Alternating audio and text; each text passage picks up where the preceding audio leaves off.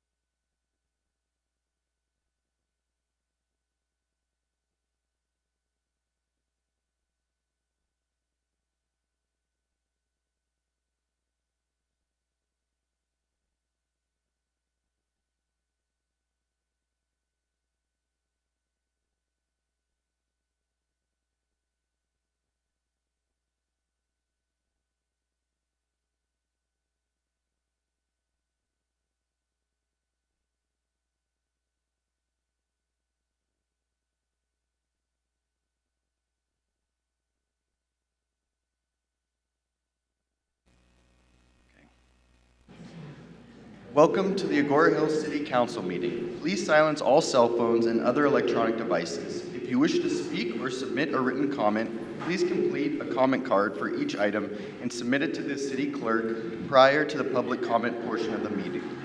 I'm going to start off with our city's land acknowledgement. The City of Agoura Hills acknowledges that we occupy land originally and still inhabited and cared for by the Chumash Nation. Descendants of the Chumash still remain, and we honor and pay our respects to their elders and various groups that make up the past, present, and emerging as they continue their stewardship of our land and waters.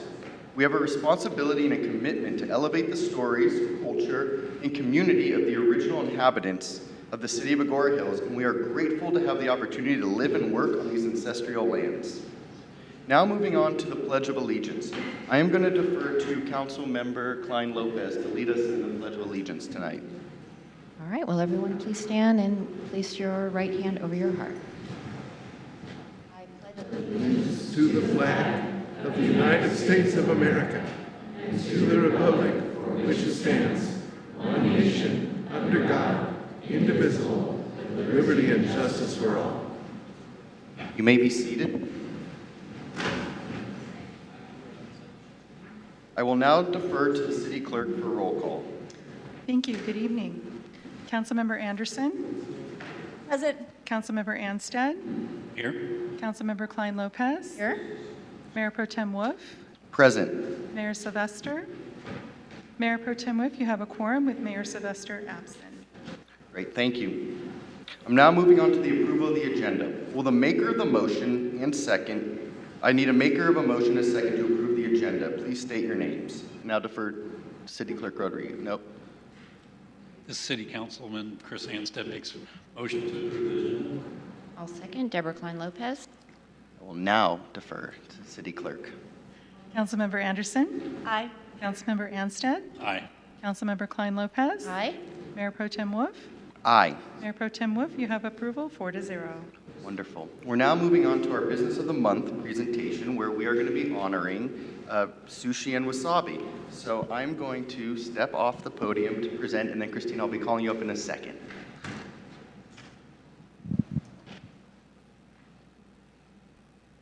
Thank you so much.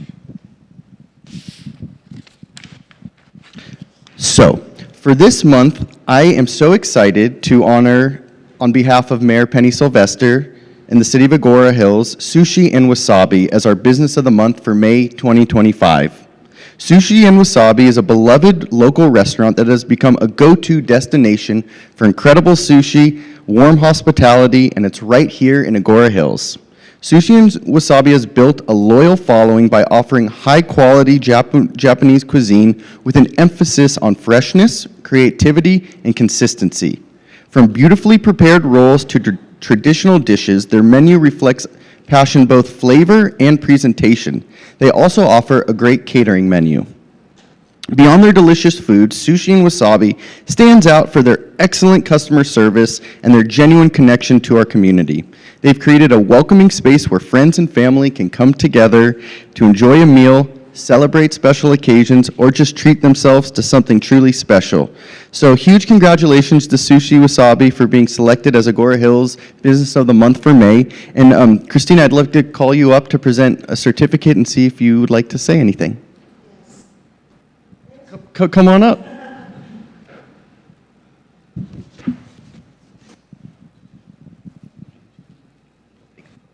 stand right here and present.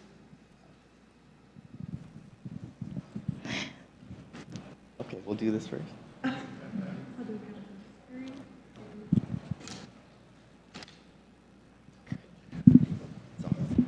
Thank you for everything. And then I love Agoura Hills customer, and then we have been same spot over 20 years.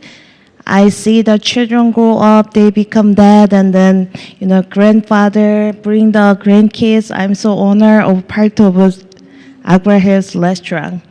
Thank you so much, Christina. Congratulations. Let's give them a round of applause.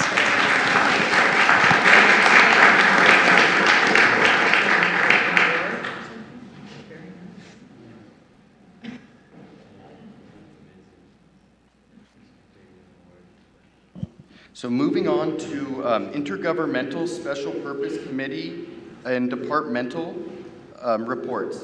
Now I'm going to start with the report from our Council of Governments. As the alternate, when Mayor Sylvester gone, I attended the COG, and the big item was, actually, I'm going to give a quick overview. One of the other items was that, got it right here, Measure M funding, that our Executive Director of the COG is meeting with the COG's Highway Working Group to discuss Measure M allocations for each city. The fiber project cost will affect allocations.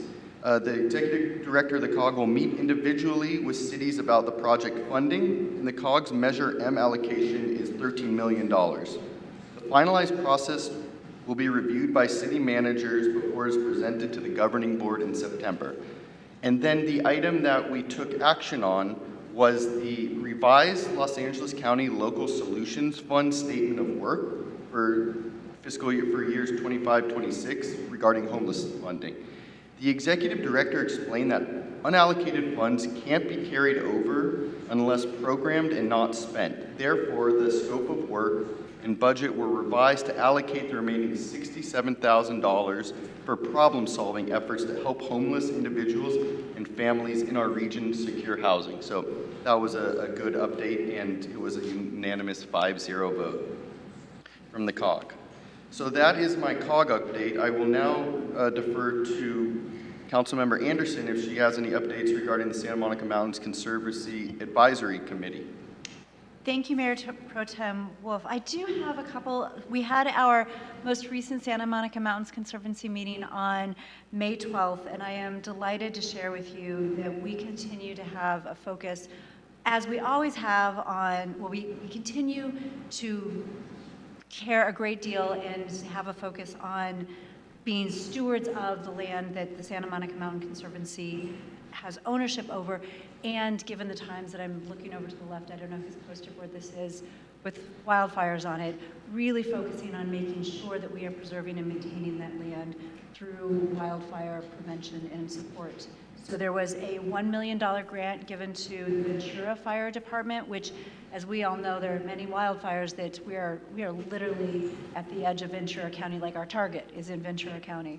So a $1 million grant to the Ventura Fire Department helps those of us in Agoura Hills to make sure that those wildfires are prevented and not coming here. And then there was a $2.2 million grant given to Los Angeles County Fire Department for the same purposes, and all of which is supporting grants. They were working in conjunction with the grants that Agoura Hills has received, that West Hills has received, that Westlake Village has received. So just know that your Santa Monica Mountain Conservancy is really on top of helping make sure that nothing can totally prevent a wildfire, but there's a lot that we can do with our land to mitigate that risk. And then if a wildfire were to break out, to mitigate the risk that it becomes something like what happened on January 5th. Thank you, Councilmember Anderson. Are there any reports from staff? Seeing or hearing none. Are there any other reports from the City Council? Now we're moving along to our public comment section. This section is reserved for persons wishing to speak on items not listed on the agenda that are under the subject matter jurisdiction of the City Council. If you have something to distribute to the City Council, please do not approach the dais. Hand your item to the City Clerk, and she will distribute to us on your behalf. Public testimony is limited to 3 minutes per speaker, and a speaker's time may not be transferred to another speaker. Persons addressing the City Council shall not engage in disorderly conduct that disrupts or otherwise impedes the orderly conduct of the meeting. I will now defer to the City Clerk. Thank you. We did not receive any written public comments. We do have speaker cards. Our first is Joshua Gray, followed by Brian Laspada.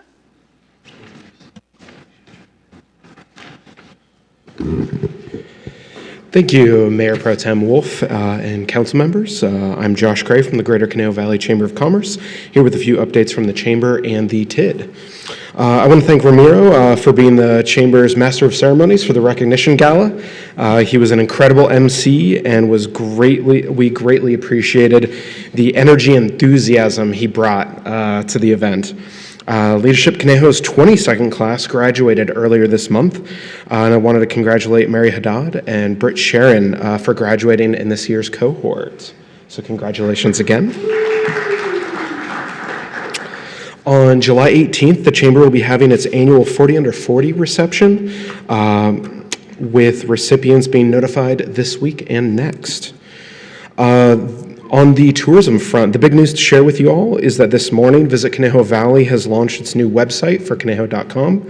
It's been 9 months of intense work, and the first major rebrand of the website following last summer's whole logo rebrand. It's also the first full refresh in the 10 years the district has been around. Also, I'm sure as you can imagine, with the fires at the start of the year, the TID's occupancy and RevPAR numbers have seen large fluctuations over Q1 to accommodate the influx of evacuees, firefighters, utility response, and insurance groups. RevPAR numbers for Q1 overall were relatively high, and now in Q2, we've continued to see some large fluctuations, but we seem to have finally returned to historical averages and are on track for the rest of the year. For PR efforts, we continue to have fantastic coverage points, including MSN and Johnny Jet as a sunny and bucolic location, an article go live for Go World Travel on the area being a peaceful retreat from LA's chaos, Travel Binger for late summer getaway locations, extendedweekendgetaways.com, Unleash the Adventures, as well as getting added to the Orange County Register list of gorgeous botanical gardens in the Conejo Valley. On socials, we've diversified and started posting materials on YouTube Shorts to increase visibility. Given TikTok's situation, we continue to see fantastic growth both on Instagram and TikTok itself. Website numbers in the last 12 months have continued to be very high year over year with our new marketing partner in 8560. And we are carefully watching the impact of AI summaries for web pages. I'm sure everybody has seen it, having an overall impact on our actual viewing of the website itself. So we're watching that carefully. And then the next TID board meeting will be on Zoom on June 17th. I'd like to thank Mary again for joining us in recent months and providing a City of Agoura Hills perspective and input and promoting events to the hotel members. We appreciate this very important partnership to support and local businesses through increased tourism. Thank you. Josh. Our next speaker is Brian Laspada, and then I have Frank, is it Rico, sorry, thank you. Good evening. My name is Brian Laspada, and I am very proud owner of a home here in the city of Malibu. This is not a complaint. This is actually an invitation to you all. So I am very honored to be the next HOA president for Fountainwood. And so we want to invite you all to a Founders Day on June 1st, 1 week from now. So just a little background, I grew up in Westlake Village, and so when my family and I decided we wanted to move to Agoura 4 years ago, we sought out, I walked the streets, it was during COVID, and so I found ourselves a beautiful home in the Fountainwood area. I've been pastoring a church in the city of Malibu. Actually we're at AU Wright Middle School for years, and so I am a pastor in the community. I'm also LA County Sheriff's Department supervisory chaplain, so I know some of you from Lost Hills. And now my next volunteer vice, that's what my wife calls it, is I am the president of the HOA. So what we're going to do is we're going to honor the founders. We're also going to honor our previous board that will be there present. And for kicks, we're going to bring ice cream out. So it's a great opportunity for you all to come out, bring your kids, your grandkids, or just yourself if you got a thing for ice cream. We're going to present the vision to the community. And I do want you to know first and foremost that I am here presenting this to you tonight while I'm missing my son's Little League 7U All-Star team game at Lupin. But if they win, I will be back to invite you to the All-Star World Series, okay? But with that, I don't want to take up any more time. I will go ahead and forward the information to the city clerk, and she'll distribute, therefore. Thank you so much. Thank you. Our next speaker is Frank Grieco, followed by Bruce Bunch. Hello, thank you for having me this evening. I'm Frank Grieco. I've lived in Agoura for 29 years. I've got the corner house at Castleview and Canaan Road, Medea Valley Estates. I'm also been the treasurer on the HOA board for well over 23 years now. Although I'm not here speaking on behalf of the HOA, I'm here speaking personally. And I came tonight to talk about what I learned a week or so ago, which is the proposed development of the additional housing that appears to be going along, not only where the Regency Theaters are, but another 700 or so low-income housing. And I'm here to say to all of you that I'm in favor of expanding the community. That's not what I'm here to propose against. What I am here, though, to tell you is I've been evacuated for the Woolsey fires, been evacuated for the Palisades fires. Canaan Road today is a parking lot, and without expanding the infrastructure to handle this housing, it's a death sentence for any of us living in this area. We will not be able to leave the community. And I know that someone has done some study, but if anyone went to any homeowner that lives south of the 101 or even north of the 101 in Oak Park on Canaan Road and asked them what it was like getting out in the Woolsey fire or what it was like getting out for the Palisades fire and we were evacuated, they would tell you they couldn't get out. So when you think about all this housing going in and you only have two ways for these people to come, which is going to be Canwood or Agoura Road, it's going to further stop it up. On Saturdays, because my backyard borders Canaan Road, literally it's a parking lot. I mean, from 1 in the afternoon, you have to sort of angle your way in to even get onto Canaan Road to come out of Castleview. And those of you know this, I'm not telling you what you don't know, but we need the City Council to work with us on a proper study of the infrastructure so that we can support this kind of activity.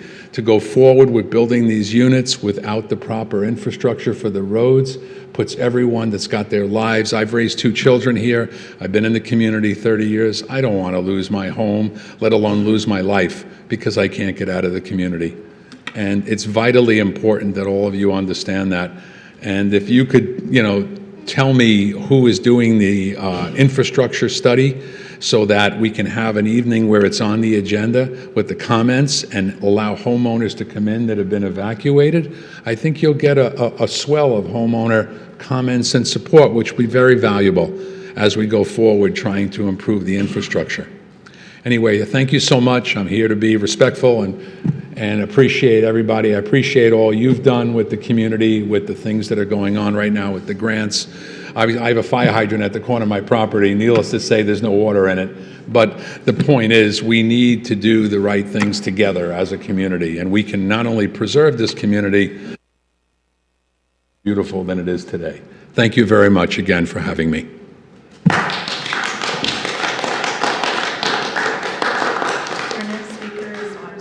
Followed by Alan Weiner.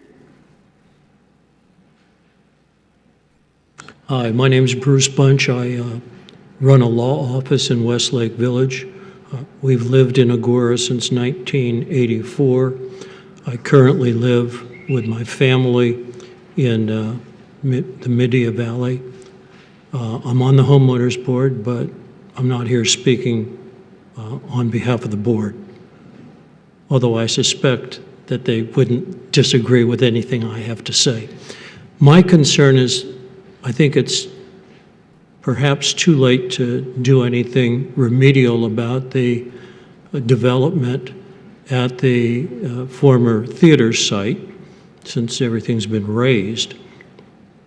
But I don't think it's too late to raise objections to further development on the 2 corners of Agoura Road by the freeway. I think, as Frank previously said, it is a dangerous situation for those of us that live south of the freeway. And it strikes me that the Canaan intersection has to be the most traveled intersection in our area, and even though it's been revamped a couple of times, it's still pretty much of a disaster. And if you put large numbers of people whose only ingress and egress is through that intersection, it creates, I think, a very difficult problem, particularly a difficult problem in hazard times. Another concern I have is everybody that would live there, or those that would have kids, the only way those kids are going to get to school is through an intersection going over the freeway, because there are no schools south. So during the traffic hours in the morning, the traffic hours in the afternoon, and the dangers for the kids going to school, I think that's a big deal that should be taken into consideration. I also understand that a traffic study has been done, but I also understand it has not been done on the weekend.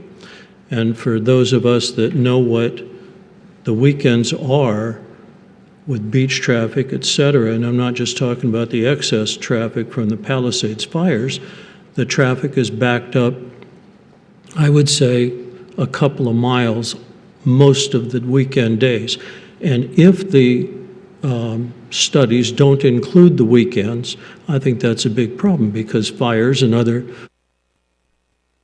sometimes happen on weekends. So my strong sense is that if it's not too late, you folks ought to reconsider where you're going to put those other units. And I would suggest that there are places on the north side of the freeway, where they would be okay to go. Thanks.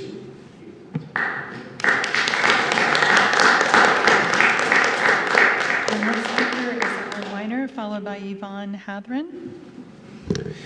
Hello, everybody. I'm Alan Weiner. I'm the chapter lead of 350 Conejo over here, and I'm so grateful that the City Council has a history of climate action. It's a wonderful thing. I am here because I'm concerned that the Regency project might be bringing an undesirable element into our city. And that is element number 6, carbon. Because if that project is not all electric, they will have hundreds of units all burning fossil methane gas, contributing to the climate crisis and health hazards and all of that. Now, a couple years ago, the council passed a REACH code requiring all-electric construction. That has been canceled by some legal thing in the state. So the question is, can we persuade or induce the developer to build it all electric anyway? The developer is Graystar, and I found out who they are, and I sent them some emails. They didn't reply. And then I called their office in Newport Beach. They don't even answer the phone. They don't answer the phone. Try it yourself. They don't answer. Neither does the Hermosa Beach office, neither does Texas, neither does South Carolina. I don't know about this outfit. So if we can't go to the developer, maybe we can find out who the architect is and talk to them and persuade them. And, you know, there's all kinds of ways that this can be much better, because we don't need more carbon.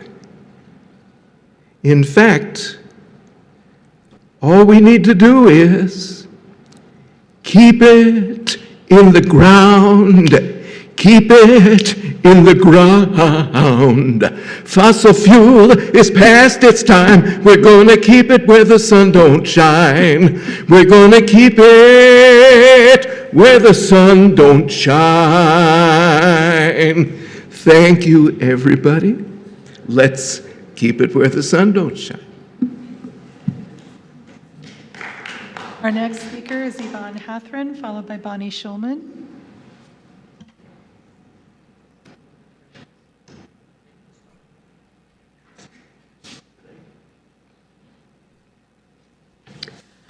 Thank you for the opportunity to share my concerns with you tonight. My name is Yvonne Haverell, and my daughters and I live in Agoura Hills, the county section. So our backyard butts to Canaan Road. Literally, we have a hillside, and at the top, that's Canaan Road. So we are deeply familiar with the activity there. With that knowledge, we're not the only ones who have shared the experiences of living in this environment. And we know that Canaan is a major thoroughfare. It is not, as depicted elsewhere, as light traffic. It is dense and it is constant. Summers are particularly awful, back-to-back traffic, honking. It's really quite annoying. And when we try to exit onto Canaan, and this is rather common, we will wait for as much as 5 minutes to get access, basically because somebody stopped and they were nice enough to let us out.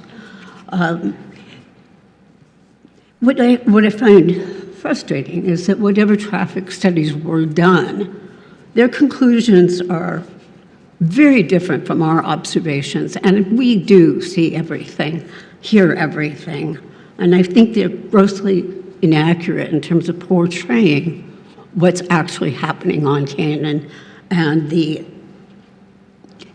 possibilities of inadequate egress. Since I only have 3 minutes, I'm going to move on to my 3 biggest concerns, and the first is our electrical grid. It is overwhelmed, and we see outages regularly. I don't know about other people here, but it is a constant for me, for my family, for our neighbors. And if the electric company cannot provide adequate coverage for the existing population, I have no idea how they are going to be providing electricity to hundreds and hundreds of more people. It makes no sense unless the grid is expanded. I don't see that happening. I don't see anybody working on expanding or improving the grid. They repair the existing grid, which has been deemed responsible for many fires. I think they just paid, what was it, $82.5 million for failures in the Bobcat fire. And I think, given that we experienced Woolsey, there's a lot of blame that can go there too. So my second point being that Woolsey led to mandated evacuations. I was not home at the time, but my daughters, my husband, the dogs had to leave. Hours for them to get to Malibu and basically about 30 miles to my mom's home. Wrap up. Pardon me? Wrap up your comments. Oh, that is a shame. Okay, let me just move to the final issue. We can't get insurance. If there is a fire, we lose our homes. I have insurance. It is at an exorbitant price, and I risk losing it. So I want to say that there's no recovery. And if we have a fire and we lose our homes and we can't get to any safe location, it's a big problem. Thank you. Thank you.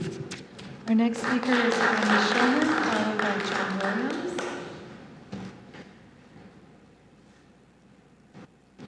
I'm not going to be able to speak nearly as good as these people did because I'm just not a speaker, and I actually didn't think by filling out that card I was going to become a speaker, but I do have strong feelings about it. We moved here in the late 80s, and we've had a really good life here. We've raised our kids here. It's been safe. It's been beautiful. It's been neighborhood positive. This whole thing, I'm not prepared like everybody else was, but it really does freak me out because I can only imagine what's going to happen.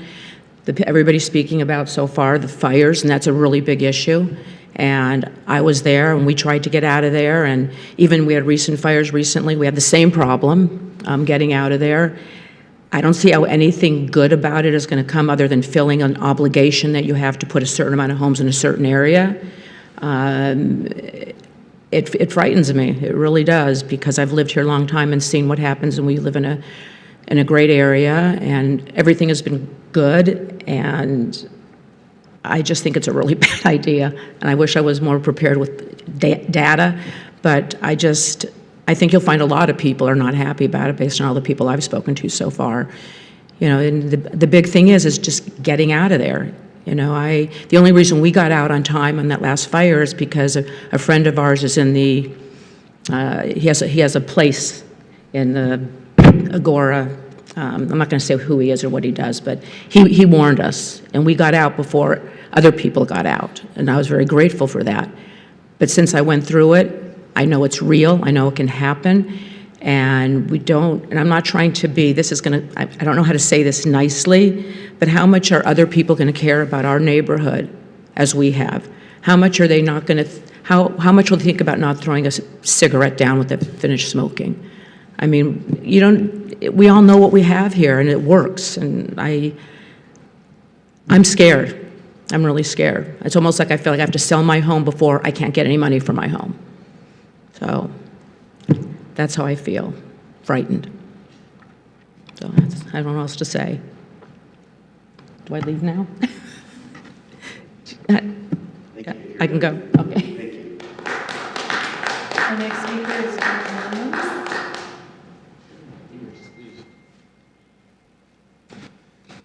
Hello, City Council. How are you doing? My name is John Williams. I've lived here since I was 10 years old. I'm now 50, so I've been here for 40 years. I will tell you that I experienced a lot in this town. I've seen a lot grow. I've seen the movie theaters in Agoura Hills, and that was the only thing that we had when we were children back in those days. There was nothing to do in this town, and then they were here, and now we got to someplace to go. Now they're gone. I will tell you that they're gone, and I'm very sad about that. And I'm sure a lot of the Agoura kids would be too. Now they're my age in 50s, and they've all moved on. Some are still here.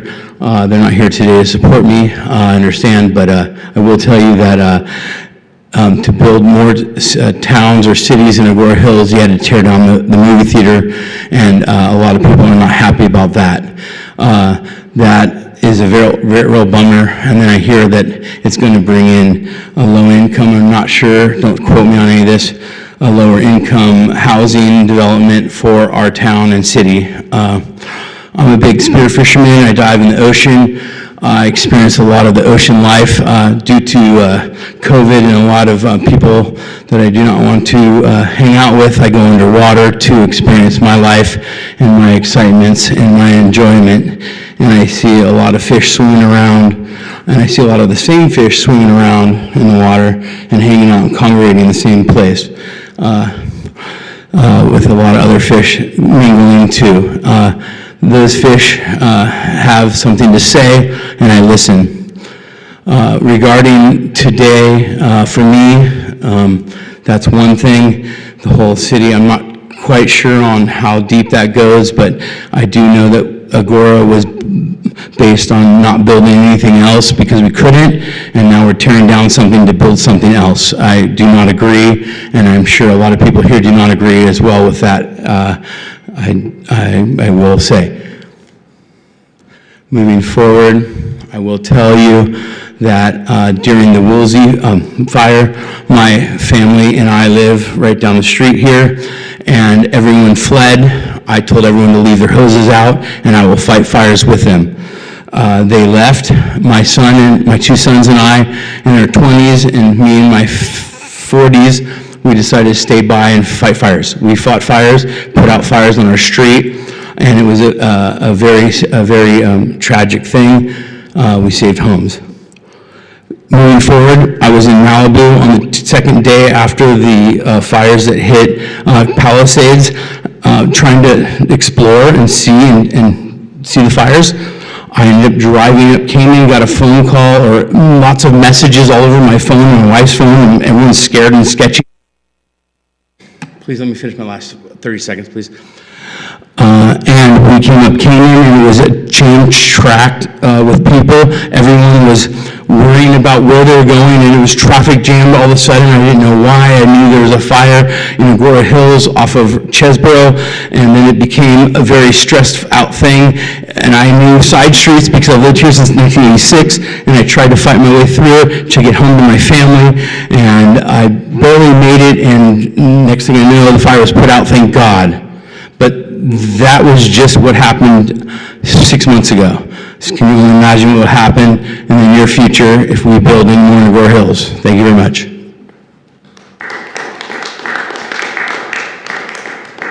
Thank you, Mayor Pro Tem Wolf. We have no further speaker cards. Thank you. Thank you. That concludes our public comment portion for tonight. We are now moving on to the consent calendar. This section is reserved for persons wishing to speak on items on the consent calendar. I will now defer to the city clerk. Thank you. We did not receive any written correspondence or have any speaker cards. Are there any questions from the city council on the consent calendar? Mayor Pro Tem, I don't have questions, but I would like to pull item 15 from the consent calendar. Okay. Around, and any other council members? I would also like to pull items, and I had it written out, and now I don't. I apologize. 12 and 13 for a brief discussion from the consent calendar. So I will now call for a motion and a second to adopt the consent calendar minus items 12, 13, and 15. So moved. Councilmember Anderson. I'll second. Deborah Klein-Lopez. Now defer city clerk. Councilmember Anderson. Aye. Councilmember Anstead. Aye. Councilmember Klein-Lopez. Aye. Mayor Pro Sorry. I was so used to being second for so many years. I'm so sorry. You were going to vote yes, right? There you go. Aye, aye. I'm so sorry. The double A's have really thrown me. Mayor Pro Tem Wolf.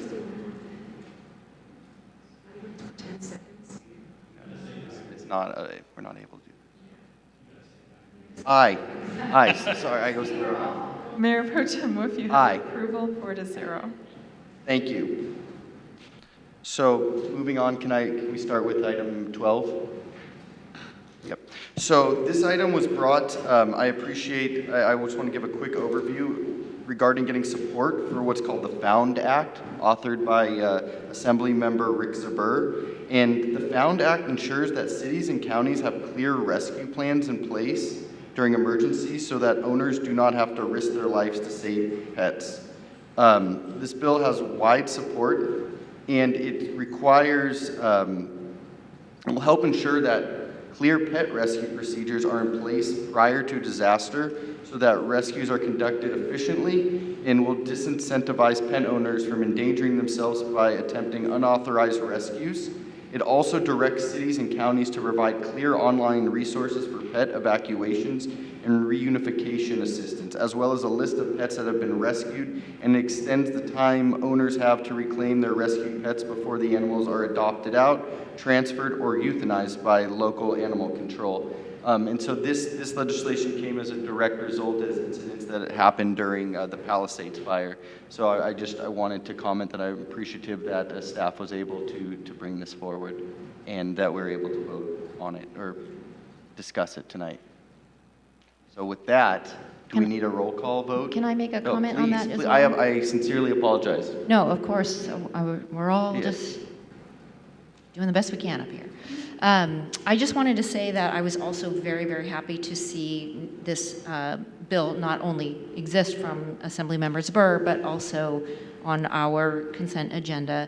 I was visiting my daughter who lives in Virginia a few months ago, and we were walking the town, and there were stickers on a lot of the houses that basically said there is a pet in this house, and in case of emergency, it was allowing first responders to know that pets were there. So whether or not that owner has the ability to come back or not, I really noticed even before I knew about this bill that there are things we can do to make sure that our pets and the owners of those pets are able to get them out safely. So I was very happy to see it and also happy to support it.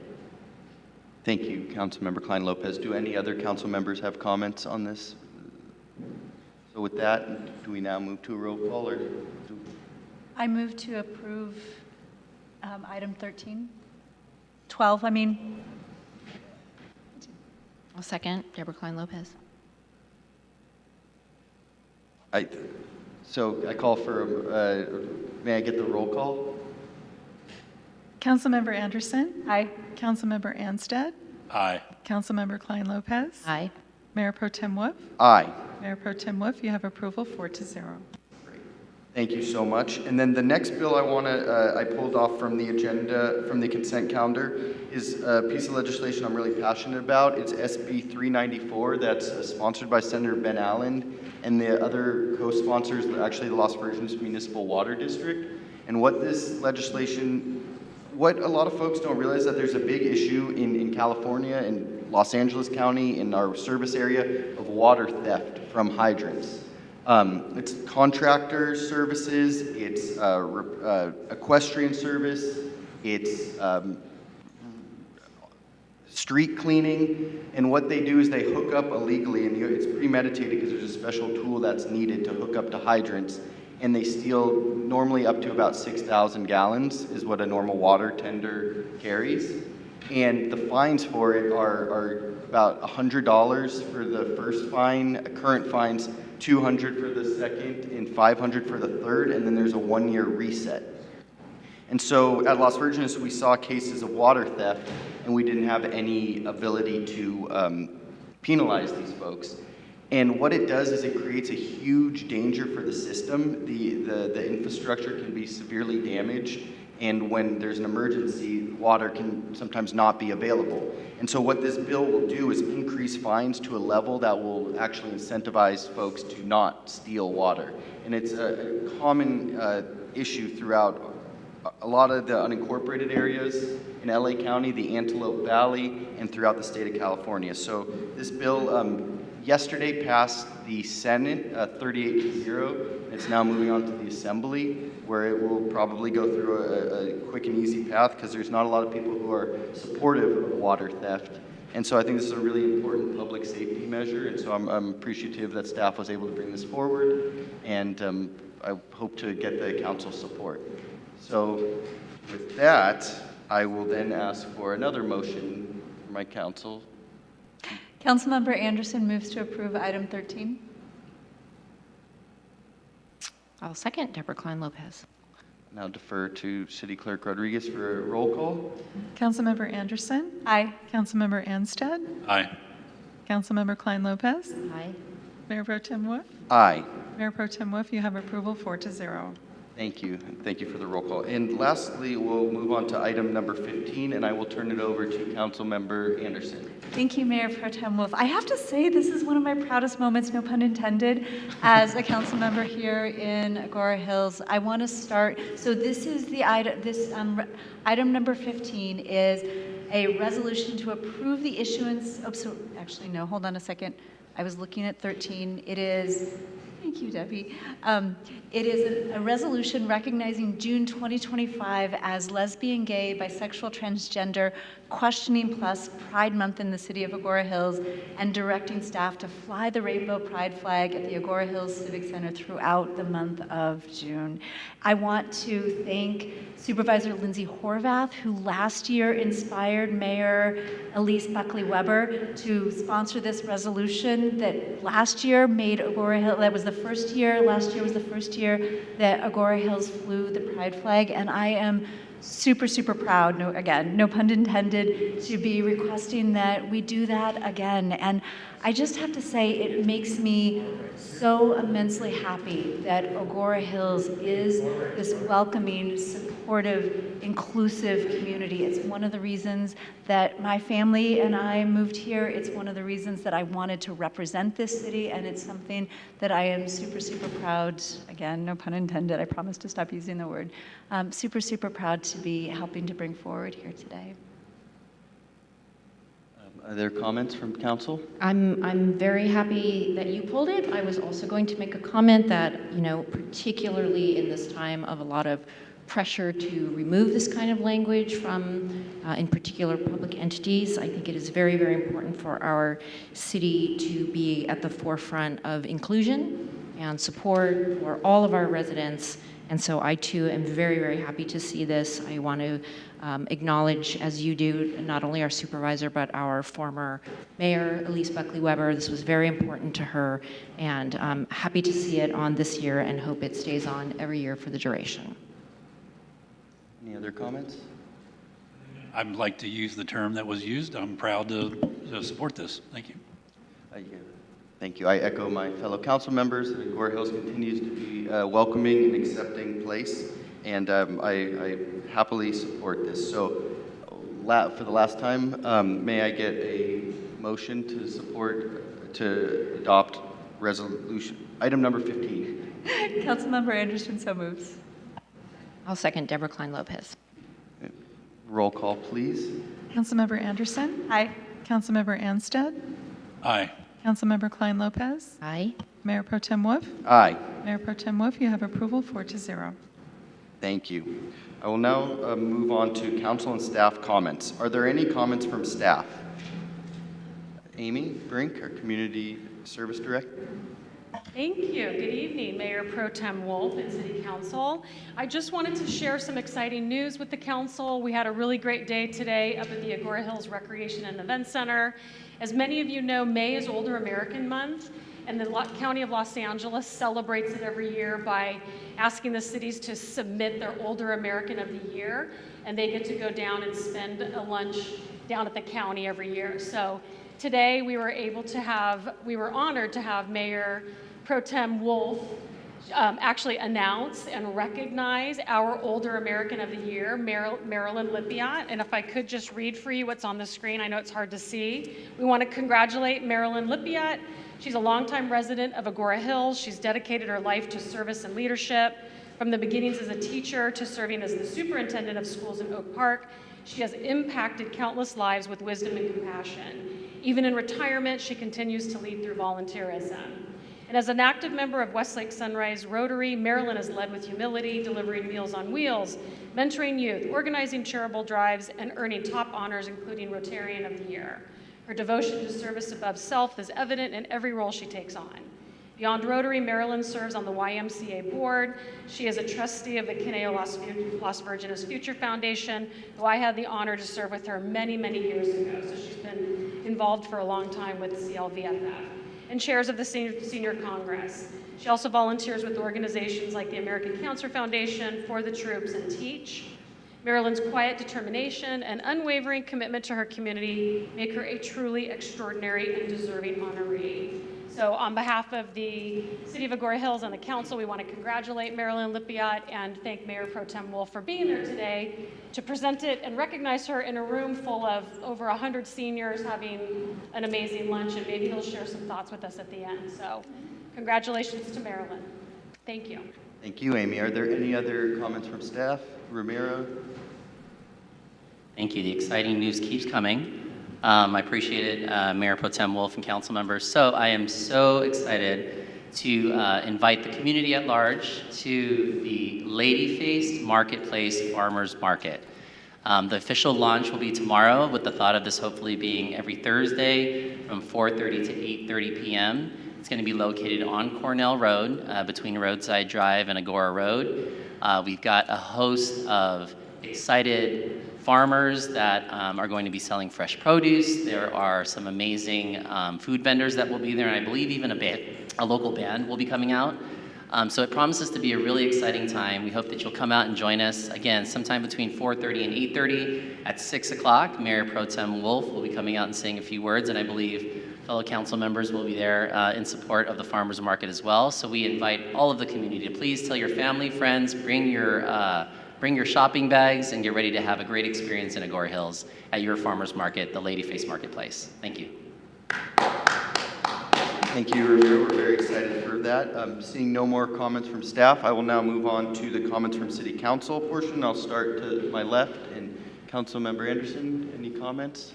I do actually. This is from 2 weeks ago. I had the honor of excuse me, of introducing a band at the 61st Annual Tobago Fiddle Fest, as I am told, the oldest fiddle fest in all of the country. For those of you who haven't gone, mark your calendar already. May 17th, 2026 is the next Fiddle Fest. It is truly a magical experience. There are people all over the place. They had 3 different stages, but the coolest part, frankly, wasn't the stages, and there's some name for it, but there were all these little gatherings of like half a dozen to a dozen people just playing fiddles and different instruments. So it is really, really a special, special place, and Amy is just over there glowing. The city of Agoura Hills has been a supporter of this for a very long time. It was also very important to Council Member Elise Buckley-Weber, and they had this main stage, and the only sponsorship on that main stage was the city of Agoura Hills. So I was so proud as a city council member to go there and tell them again how inclusive and supportive and welcoming we are as a community, and to be able to support that phenomenal venture. Thank you, Councilmember Anderson. Yeah, not seeing any comments? Not seeing. Okay. Going off of what Amy mentioned, it was a really special experience presenting Older American of the Month today at the Senior Expo with an engaged group of older Americans. Thank you for giving me that opportunity, and it's been thank you for allowing me to run this meeting tonight. I'm stepping into the big shoes of Mayor Sylvester and getting some practice, so I appreciate everyone's patience. And with that, I'm moving to adjourn. The budget workshop is scheduled for 4 p.m., followed by the regular city council meeting scheduled for 6 p.m. on Wednesday, June 11th, 2025, in the council chambers of the Civic Center located here at 30001 Ladyface Court, Agoura Hills, California. This meeting is now adjourned.